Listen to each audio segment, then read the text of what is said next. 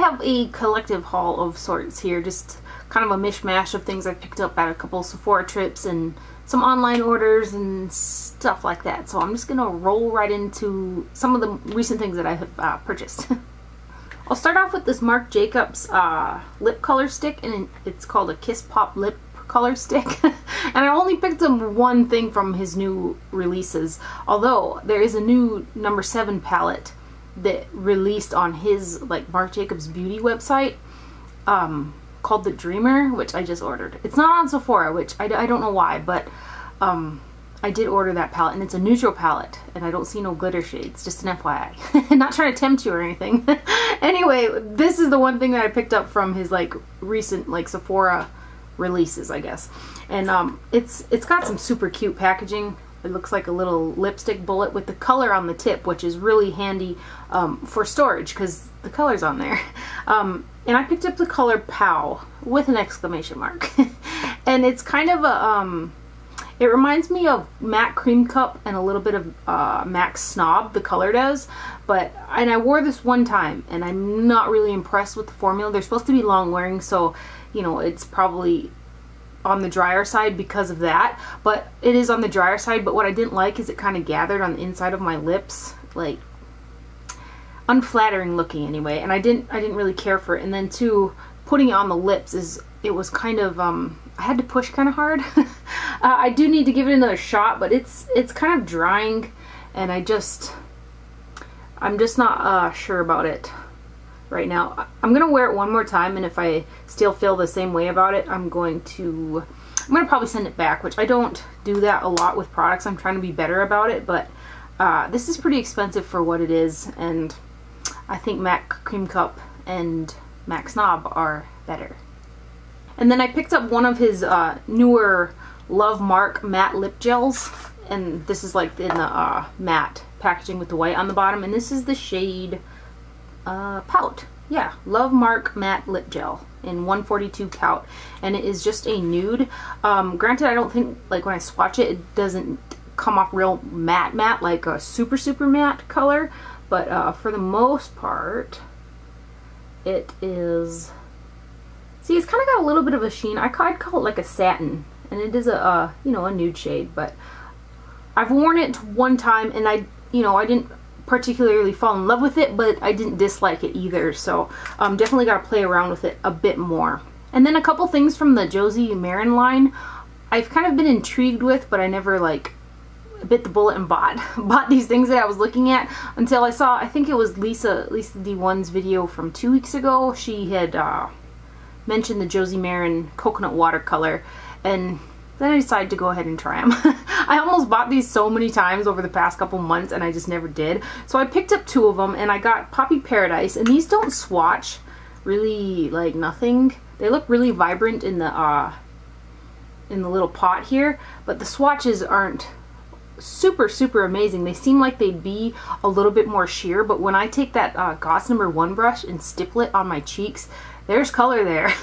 And if you put it more on the skin, like if you don't have such a base like before you put it on, or if you're kind of mixing it in with using it before your powder is what I guess I'm trying to say, it's gonna stain a bit as well. See, I just put that on, and there's a bit of a stain there. So I picked up Poppy Paradise, and they're the Josie Maran Coconut Watercolor Cheek Gelées. And then the other one that I got is Pink Escape, and I've worn these a couple times, and I do quite like them. I haven't tried them on the lips yet, which, I mean, they're a cheek product, but I think that if you put them on dry lips, I think they'd act as kind of a bit of a stain, you know? So this is Pink Escape, and again, they look really intense in the pots. They don't swatch much to nothing, but with a stippling brush on the cheeks, you can see it. So that one is Pink Escape. And these other 2 products, I've swatched them and played with them in the store, like, probably every time I go in, like, the more local Sephora at JCPenney's, and I thought that I would finally go ahead and buy them. I thought that maybe because the testers were so worn down, like the color in the middle was so swatched out from people, you know, swatching them on their hands, that if I were to get new ones and apply them to the lips, that more color would come through, but not a lot of color comes through. So I'm not sure how I feel about it. They're the Josie Maran Argan Love Your Lips Hydrating Lipstick. And with lipstick being in the title, I think that there should definitely be more color on the swatch. And this is what the box looks like, and here's the packaging. And they're the ones that have the core of color in the center. And I feel like even when you apply them, the outside core, the clear part, doesn't come off evenly with the color in the middle. But let me swatch these. They would be a good, like, slightly tinted balm, I guess, but for the price and having the lipstick in the title, I thought that they should have some more color to them. But I'll swatch this one here. I'm gonna swatch it a couple times. Hopefully you guys will get some color out of it. And it doesn't apply evenly either. So that is right there. That one is the Happy Honey, it's called. So you can see, I mean, I made several passes with it. It's right here, and it's still quite uneven. And then the other one is called Playful Pink, and this one looks like that. Swatch it here. So you can see like how many passes I have to make there to get some color out of it. But for a slightly tinted hydrating lip balm, they are hydrating and they have a really nice glossy finish. There's something that if you throw it in your purse, you can, either one would be great just to slap on even over whatever you already have on, and it would kind of work. So I really like the hydrating aspect and how they feel on the lips. They're really comfortable and glossy and stuff, but I do wish they had a little bit more color for the price and the fact that they call them a lipstick. And then I picked up another Bite Beauty natural food grade BB for lips with resveratrol SPF 15. And I do have the one, it's the lightest one with the color, and that like hangs out in my pocket while I'm outside all day because it does have SPF 15. It's got a tint of color. They taste sweet, which is good, but at the same time, it what is it called? It encourages lip licking, which can lead to dry lips. So if you were somebody who likes to lick your lips, they're probably not going to be for you. But I don't particularly lick my lips. I just know that when I put it on, I don't have an icky taste in my mouth. I have a good one. So anyway, I picked up the clear one, and it's just a clear balm. Doesn't leave an icky taste in my mouth, has that good SPF in it, and it's something good to throw in my pocket for when I'm outside. So another Josie Maran product, the Coconut Watercolor Eyeshadow. I picked this up when I was in Minnesota a couple weeks ago as well, and I picked up the shade Playa del Pink, and it comes with a little sponge tip here that looks like a dropper, but it's not. It's actually got a sponge tip on there. And I had bought this because it's got pretty good ingredients in it. I got a hair stuck in my lipstick. And I thought it would be good for a shadow base. I'm always on the hunt for a really hydrating, moisturizing eyeshadow base that also is easy to blend your eyeshadows on and it lasts nice without creasing and all that, which is really difficult to find. The RMS concealer has been the closest thing that I've found to something that I've been on the hunt for like that. But I just thought this would be kind of nice, and it's a good shadow just to put on your lids for something quick as well. And it is mega metallic.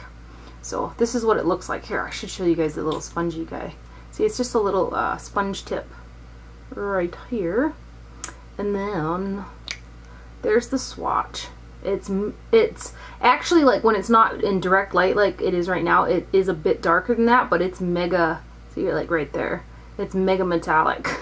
I did use it as an eyeshadow base a couple times, and it does give a really metallic, shimmery or shiny finish to whatever shadows you put on, so that's something to make note of. It might be better as an all over lid shade as a base or by itself, but I do like it. I like the ingredients in there. It's like 50% coconut water. So, and then as a point perk, I got a little sample of the Benefit They're Real push-up liner. I figured I might as well show you the little perk, or you put in a little code upon checkout and they give it to you type of thing.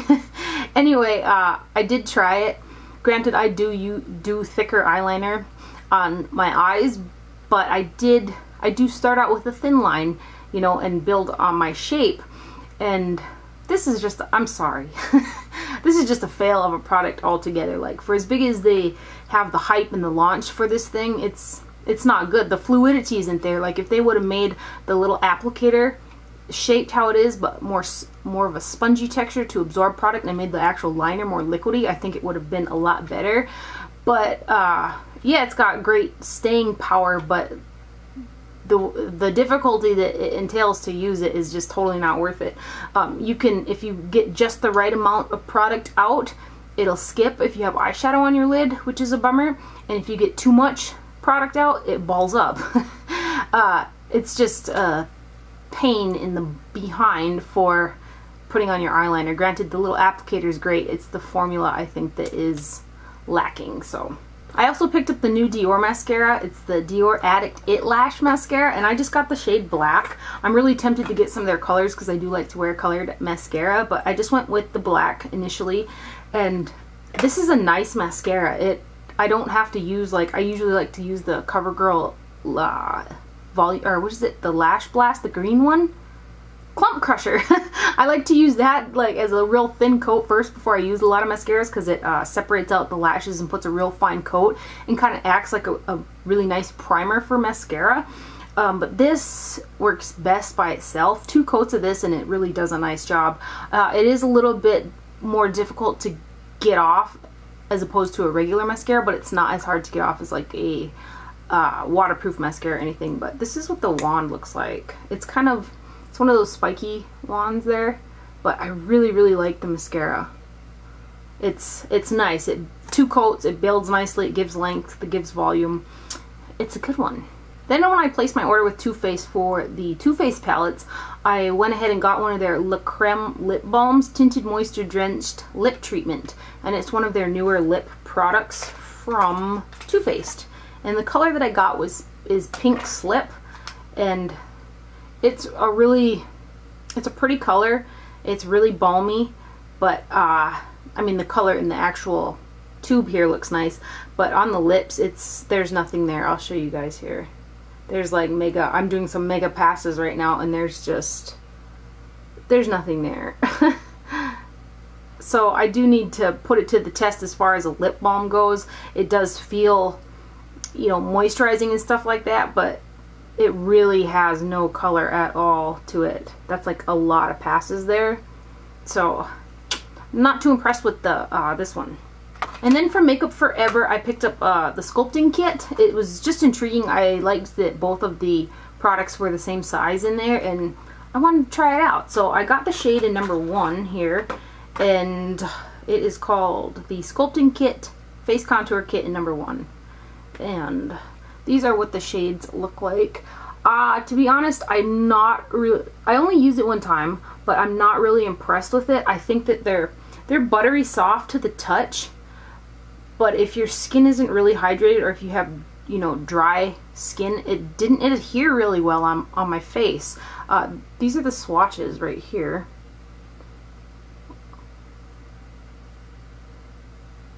But I do need to play with it more. Perhaps my skin was just a little bit more dry that day. They both seem to have a satin finish to them, but when I first used it, I wasn't too impressed. Definitely need to use it some more, but I did pick it up. And then I went ahead and picked up a palette from Saucebox Cosmetics, and they're a company that I have heard about and known about for quite a while, like before I even like did YouTube videos and stuff. And I had put stuff in my cart numerous times on the website, and I just never went ahead and bit the bullet and bought the stuff. And then recently I've been seeing this palette kind of all over YouTube. It's the Saucebox Etude palette. And so I finally went ahead and bit the bullet. And shortly after I bought this, they had a sale. And I was like bummed out, because I went back on the website because I was going to get the plum one and another one. Anyway, they were sold out. So this is the Etude palette. And their packaging is really cute. It is cardboard.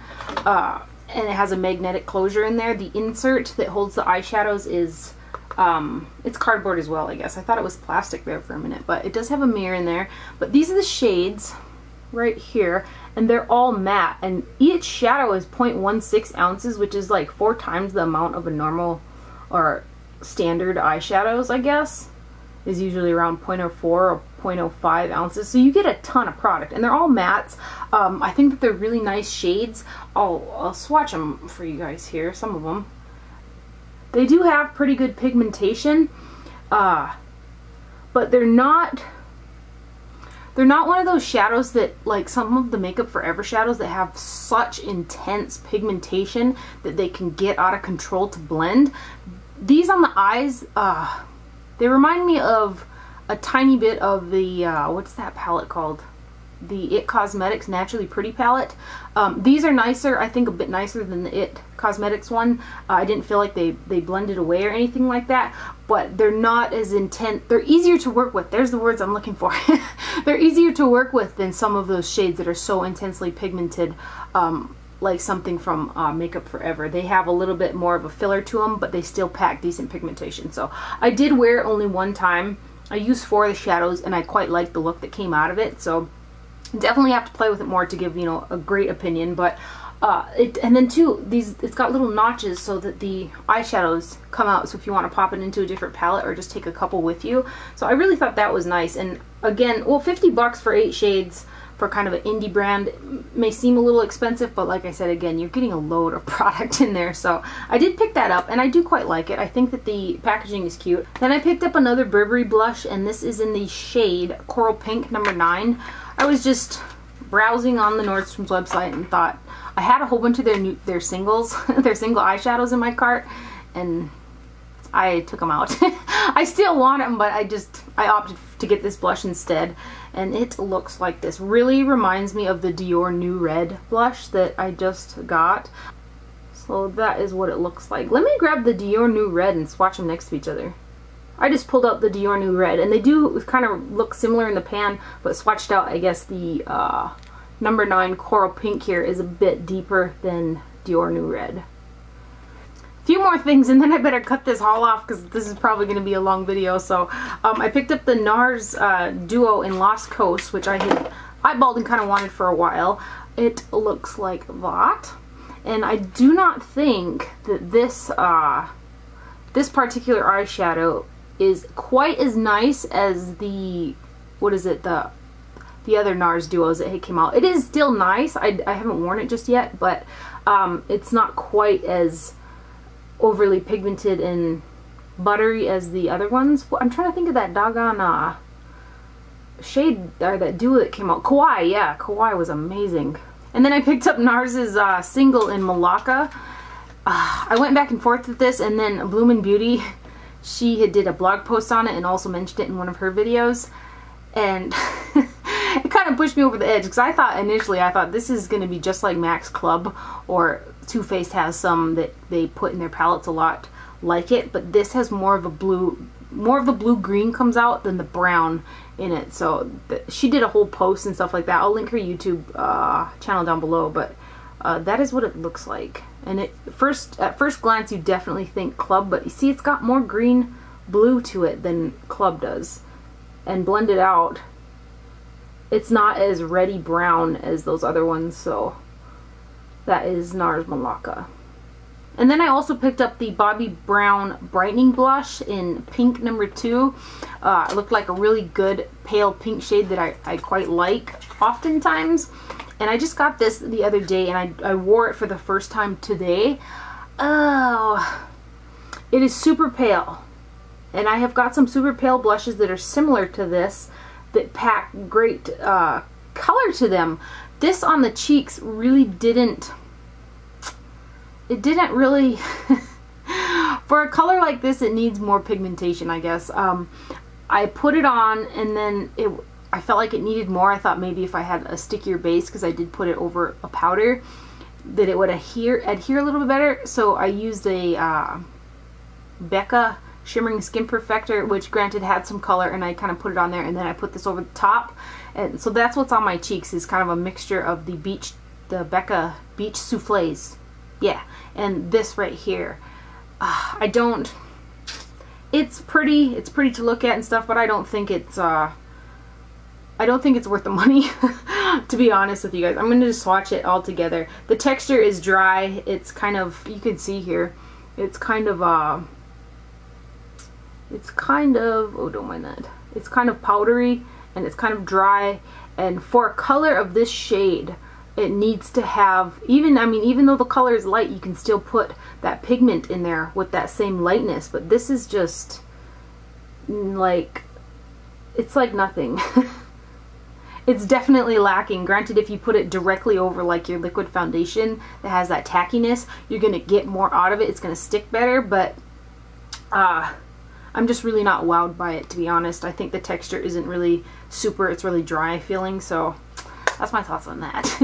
I had better cut this haul off here because it's getting pretty long. So I hope that you guys enjoyed this video. Thank you for watching. Do not forget to wear sunscreen, and I'll see you guys later.